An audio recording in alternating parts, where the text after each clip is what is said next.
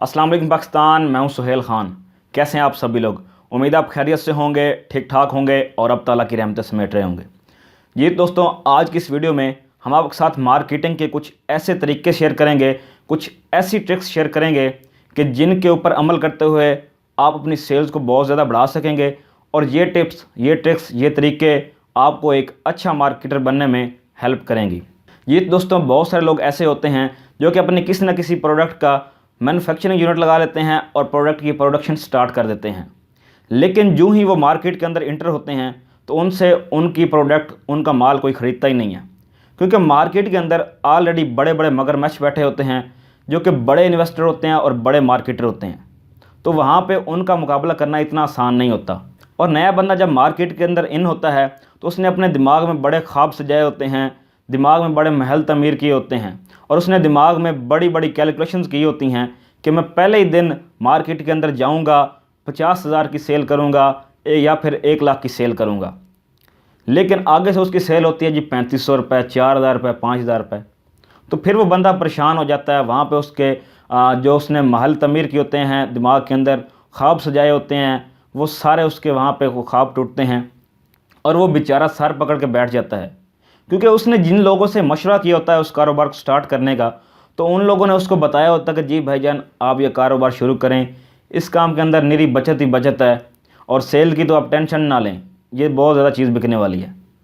लेकिन ये तब उस बंदे को पता चलता है उसकी सेल का, उस प्रोडक्ट के हवाले से, जब वो मार्केट के अंदर इन होता है। और इस बंदे ने एक गलती और भी की होती है, इसने अपने साथ कोई ना कोई पार्टनर मिलाया होता है, उसको ये लालच देख के कि इस काम के अंदर बड़ी बचत है, हम 3 से 4 महीने मेहनत करने के बाद इतनी प्रॉफिट कमा लेंगे कि हम अपनी इन्वेस्टमेंट इस कारोबार से निकाल लेंगे और उसके बाद हमारा जो मैन्युफैक्चरिंग यूनिट है, प्रोडक्शन यूनिट है, वो जस्ट मुनाफे पे ही चल रहा होगा और हम 1 साल के बाद लाखपति हो जाएंगे और साल 2 साल बाद हम करोड़पति हो जाएंगे। और दूसरा बंदा भी लालच में आके उसको अपने पैसे देता है, इन्वेस्टमेंट साथ स्टार्ट करता है। और जब ये बंदा मार्केट के अंदर अपनी प्रोडक्ट को सेल करना चाह रहा होता है, मार्केट के अंदर अपनी प्रोडक्ट को सेल के लिए लेके जाता है, तब उसकी ये कैलकुलेशंस सभी रॉन्ग साबित होती हैं और उसको अपना प्रोडक्शन यूनिट कुछ ही महीनों में, कुछ ही दिनों में क्लोज़ करना पड़ता है, घाटे के साथ नुकसान उठाना पड़ता है उस बंदे को। अब यहाँ पे देखना इसकी रीज़न क्या है, उसको ये नुकसान क्यों हुआ, उसकी प्रोडक्ट सेल क्यों नहीं हुई। तो इसकी जो हमारे सामने बड़ी रीज़न सामने आती है वो है जी सिर्फ़ और सिर्फ लैक ऑफ मार्केटिंग, कि उस बंदे को मार्केटिंग करना नहीं आती होती। उसको ये नहीं पता कि अपनी प्रोडक्ट को बेचना किस तरह से है, मार्केट के अंदर इसको किस तरह से प्रेजेंट करना है, किस तरह से इसकी मार्केटिंग करनी है। लेकिन आपने घबराना नहीं है, परेशान नहीं होना, क्योंकि आज की इस वीडियो में हम आपके साथ मार्केटिंग के कुछ ऐसे तरीके, कुछ ऐसी ट्रिक्स, कुछ ऐसे रूल शेयर करेंगे कि जिनके ऊपर आप अमल करते हुए अपनी सेल्स को बहुत ज़्यादा बढ़ा सकेंगे, अपनी सेल को बूस्ट कर सकेंगे और ये चीज़ें, ये तरीके आपको एक अच्छा मार्केटर बनने में हेल्प करेंगी। लेकिन यहाँ पे एक शर्त है, वो शर्त ये है कि आपने इस वीडियो को एंड तक लाजमन देखना है, इसका आपने कोई भी पॉइंट मिस नहीं करना, क्योंकि आज की इस वीडियो में हम आपके साथ मार्केटिंग के 4 ऐसे असूल, 4 ऐसे रूल जो से डिस्कस करने जा रहे हैं कि जिनके ऊपर अमल करते हुए कोई अनपढ़ बंदा भी या फिर कोई ऐसा बंदा जिसको मार्केटिंग की हौ नो नहीं है, वो भी ईज़िली मार्केटिंग कर सकेगा और अपनी सेल्स, अपनी प्रोडक्ट की सेल्स को बहुत ज़्यादा बूस्ट कर सकेगा। तो मार्केटिंग का जो पहला रूल है उसको हम लोग मार्केटिंग की ज़ुबान में अगेन एंड अगेन का रूल बोलते हैं। बहुत सारे सेलमैन ऐसे होते हैं, जब उनसे कोई दुकानदार पहली मरतबा माल नहीं ख़रीदता तो वो नेक्स्ट टाइम उस दुकानदार के पास जाता ही नहीं है, ये सोचते हुए कि फ़लाँ दुकानदार तो हमसे माल ख़रीदता ही नहीं है, हम उसके पास क्यों जाएं, हम अपना टाइम क्यों ज़ाया करें। ये सबसे बड़ी गलती है जो सेलमैन करते हैं। भाई, किसी दुकानदार के पास आप पहली मरतबा गए हैं, वो दुकानदार आपको जानता ही नहीं है, वो आपकी प्रोडक्ट को नहीं जानता, उसको ये नहीं पता कि आपके प्रोडक्ट की फ़ीचर्स क्या हैं और उसके पास सेम वही प्रोडक्ट किसी अच्छे ब्रांड में ऑलरेडी मौजूद है। तो फिर इसको क्या ज़रूरत है कि वो आपसे माल ख़रीदे, वो आपसे माल क्यों ख़रीदेगा। तो इसका बेहतरीन सोल्यूशन ये है कि आप उस दुकानदार के पास बार बार जाएं। मिसाल के तौर पर मैं आज किसी दुकानदार के पास अपनी प्रोडक्ट लेके जाता हूं, तो सबसे पहले मैं उस दुकानदार को अपना तारुफ करवाऊंगा, उसके बाद अपनी प्रोडक्ट के बारे में बताऊंगा कि मेरे पास ये प्रोडक्ट है, इस प्रोडक्ट की ये क्वालिटीज़ हैं। अगर उसके पास वो प्रोडक्ट पहले से मौजूद नहीं है तो फिर मैं उस दुकानदार को बताऊंगा कि ये आजकल के लोगों की ज़रूरत है और ये इन डिमांड प्रोडक्ट है। ये सारी मार्केटिंग करने के बाद हो सकता है कि वो दुकानदार मुझसे 1 रुपये का माल भी ना ख़रीदे, क्योंकि दुकानदार की ये फितरत है कि वो किसी सेलमैन से पहली मर्तबा या फिर जल्दी माल उससे नहीं ख़रीदता, क्योंकि दुकानदार के दिमाग में ये डर चल रहा होता है कि हो सकता है ये प्रोडक्ट ख़राब निकले, हो सकता है इस प्रोडक्ट को कोई क्लेम आए, ये प्रोडक्ट 2 नंबर हो और नेक्स्ट टाइम ये सेलमैन आए ना और ये प्रोडक्ट उसके गले ना पड़ जाए। तो ये सारी चीज़ें दुकानदार के दिमाग में चल रही होती हैं, जिसकी बिना पे वो किसी नए सेलमैन से फ़र्स्ट टाइम माल नहीं ख़रीदता। अब उस दुकानदार ने मुझसे माल नहीं ख़रीदा तो इसका मतलब ये तो नहीं है कि मैं उस दुकानदार के पास नेक्स्ट टाइम जाऊँ ही ना, कभी ना कभी तो वो मुझसे माल ख़रीदेगा ही सही। फर्स्ट वीक आपने जिस इलाके की जिन जिन दुकानों पे जाना है, तो नेक्स्ट वीक सेम उसी दिन आपने उस इलाके की उन दुकानों पे दोबारा जाना है। ऐसा नहीं है कि आप फर्स्ट वीक किसी इलाके की 30 दुकानें करें और नेक्स्ट वीक उस इलाके में आप 25 दुकानें करें। आपने दोबारा वो 30 की 30 दुकानें लाजमन करनी हैं, चाहे किसी दुकानदार ने आपसे माल ख़रीदा है या फिर नहीं ख़रीदा। जब आप दूसरी या तीसरी मरतबा किसी दुकानदार के पास जाएंगे, तब उस दुकानदार को यकीन होगा कि हाँ यार ये बंदा रेगुलर है, ये बंदा भागने वाला नहीं है। तो फिर वो आपसे ये कहेगा कि यार आप अपनी प्रोडक्ट के 5 या 6 पीसेज रख के जाओ, अगर ये बिक गई तो नेक्स्ट वीक इनके पैसे ले जाना और नेक्स्ट माल मुझे दे जाना।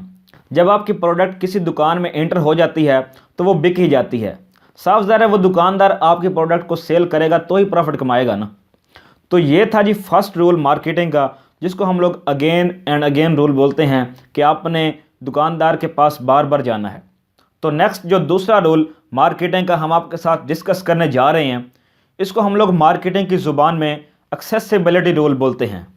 देखिए कोई भी दुकानदार है वो 3 से 4 घंटे मुसलसल काम करने के बाद वो थक जाता है, तो फिर वो क्या करता है, फिर या तो वो किसी एक जगह पे खड़ा हो जाता है या फिर किसी एक जगह पे बैठ जाता है। तो फिर उसके बाद जब कोई कस्टमर दुकान के अंदर एंटर होता है और उस दुकानदार से कोई प्रोडक्ट मांगता है, तो अगर तो उस दुकानदार के पास सेम वही प्रोडक्ट 2 से 3 ब्रांड के अंदर पड़ी हुई है, तो फिर वो दुकानदार क्या करेगा कि जिस ब्रांड की प्रोडक्ट उसके करीब पड़ी होगी वो फिर वही ब्रांड की प्रोडक्ट उठा के कस्टमर को दे देगा। अगर कस्टमर इसरार भी करता है कि यार मुझे तो फ़लाँ ब्रांड की प्रोडक्ट चाहिए, तो फिर भी वो दुकानदार जो सा है उस कस्टमर को मुतमिन कर लेगा कि यार ये आप प्रोडक्ट लेके तो जाएं, आजमाएं तो सही, ये बहुत अच्छा ब्रांड है, ये नया ब्रांड आया है जी। इसके पीछे रीज़न क्या है कि वो बंदा, वो दुकानदार जो सा है थक चुका है और वो दुकान के दूसरे कोने से चीज़ उठा के देना नहीं चाह रहा। तो आपने क्या करना है, आपने अपनी प्रोडक्ट दुकानदार के करीब रखवानी है। तो ये है जी एक्सेसिबिलिटी रूल कि आपने अपनी प्रोडक्ट को वहाँ पे रखना है जहाँ पे दुकानदार बैठता है, उसके करीब, उसकी छतर छाया में रखनी है। और नेक्स्ट जो तीसरा रूल मार्केटिंग का हम आपके साथ डिस्कस करने जा रहे हैं, मार्केटिंग की ज़ुबान में इस रूल को विजिबिलिटी रूल बोलते हैं। जब भी कोई कस्टमर किसी दुकान में एंटर होता है और दुकानदार से मुखातिब होता है, तो वो यहाँ पे देख रहा होता है, इसको बोलते हैं जी आई कांटेक्ट लेवल। वो कस्टमर राइट साइड पे नहीं देख रहा होता कि राइट साइड पे जो रैक लगे हुए हैं वहाँ पे क्या चीज़ पड़ी हुई है, वो लेफ़्ट साइड पे भी नहीं देखता कि यहाँ पे क्या चीज़ पड़ी है, वो ऊपर भी नहीं देख रहा होता कि ऊपर वाले रैक्स में क्या चीज़ लगी हुई है, और ना ही वो नीचे शोकेस के अंदर देख रहा होता। वो सीधा यहाँ पे दुकानदार से मुखातिब होकर आई कांटेक्ट लेवल पर बात कर रहा होता है। तो आपने क्या करना है, आपने अपनी प्रोडक्ट को दुकानदार के करीब किसी ऐसी जगह पे रखना कि जहाँ पे कस्टमर के इंटर होते ही कस्टमर की नज़र आपके प्रोडक्ट पे पड़े। तो इसको हम लोग विजिबिलिटी रूल बोलते हैं। वो कहते हैं ना कि जो दिखता है वही बिकता है। तो नेक्स्ट जो फोर्थ रूल मार्केटिंग का हम आपके साथ डिस्कस करने जा रहे हैं, मार्केटिंग की ज़ुबान में इसको अवेलेबिलिटी रूल बोलते हैं। मिसाल के तौर पर आपकी प्रोडक्ट दुकानदार के बैक साइड पे जो रैक लगा हुआ वहाँ पे आपकी प्रोडक्ट मौजूद है, उसका डिस्प्ले वहाँ पे पड़ा है, वहाँ पे आपकी प्रोडक्ट शो हो रही है। तो जब आपकी प्रोडक्ट ख़त्म होगी, वो रैक खाली होगा, तो साफ ज़ाहिर है दुकानदार ने तो उस रैक को फिल तो करना ही करना है।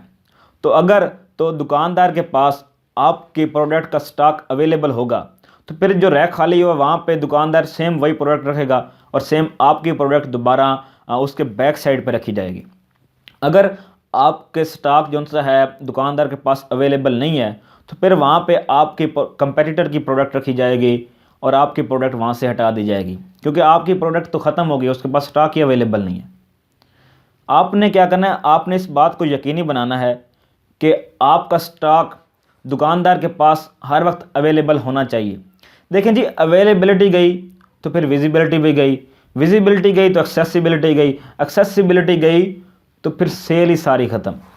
आपकी प्रोडक्ट दुकानदार के पास पड़ी नहीं है तो फिर वो सेल किस तरह होगी।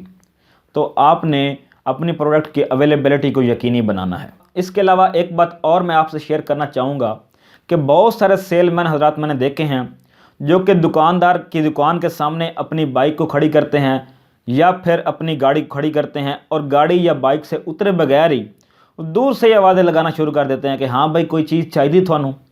मतलब कि वो दूर से आवाज़ें लगाना शुरू कर देते हैं कि आपको कोई चीज़ चाहिए तो बताएं। लेकिन आपने ऐसा नहीं करना।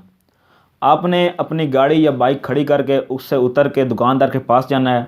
फ़र्स्ट ऑफ़ ऑल उससे सलाम दुआ करनी है और उससे उसका हाल चाल पूछना है। इससे क्या होगा कि आपकी दुकानदार से वाकफियत बढ़ेगी, इंगेजमेंट ज़्यादा होगी। देखिए, अगर आप किसी दुकानदार के पास जाएंगे, उसको सलाम दुआ करेंगे, उसके बाद हाल चाल पूछेंगे, उसके बाद अपनी प्रोडक्ट का जिक्र करेंगे, मतलब इसमें क्या है कि आप उस दुकानदार को इम्पोर्टेंस दे रहे हैं, अहमियत दे रहे हैं। देखें, जब आप किसी दुकानदार को इम्पोर्टेंस देंगे, अहमियत देंगे, तो फिर बदले में वो भी आपको इम्पोर्टेंस देगा, अहमियत देगा और आपकी प्रोडक्ट को भी अहमियत देगा और आपकी प्रोडक्ट को ज़्यादा से ज़्यादा सेल करेगा। तो दोस्तों, ये थे जी मार्केटिंग के कुछ असूल, कुछ तरीके जिनके ऊपर अमल करके मुझे उम्मीद है कि आप अपनी सेल को बहुत ज़्यादा बढ़ा सकेंगे। और लास्ट पे, अगर आप अपने किसी भी बिज़नेस की ऑनलाइन या ऑफलाइन एडवर्टीज़मेंट करवाना चाहते हैं, इसके अलावा सोशल मीडिया पे आप अगर ऐड चलवाना चाहते हैं तो आप हमसे रब्ता कर सकते हैं। इसके अलावा आप अपने कारोबार के लिए पॉइंट ऑफ सेल सॉफ्टवेयर बनाना चाहते हैं तो आप हमसे रब्ता कर सकते हैं। हमारा व्हाट्सअप नंबर इसी वीडियो के नीचे डिस्क्रिप्शन में मौजूद है। और इसके अलावा अगर आपने अभी तक हमारे यूट्यूब चैनल सुहेल अनकवाला को सब्सक्राइब नहीं किया तो ज़रूर सब्सक्राइब करें और साथ में बना गई बेल का आइकन, उसको भी प्रेस करके ऑल नोटिफिकेशन को ऑन कर लीजिएगा, ताकि हमारा हर नया आने वाला बिज़नेस आइडिया या फिर मार्केटिंग की कोई वीडियो सबसे पहले आप तक पहुंच पाए। तो मिलते हैं जो एक नई वीडियो के अंदर एक नए बिज़नेस आइडिया के साथ। तब तक के लिए सुहेल खान को इजाज़त दीजिएगा। अल्लाह हाफिज़।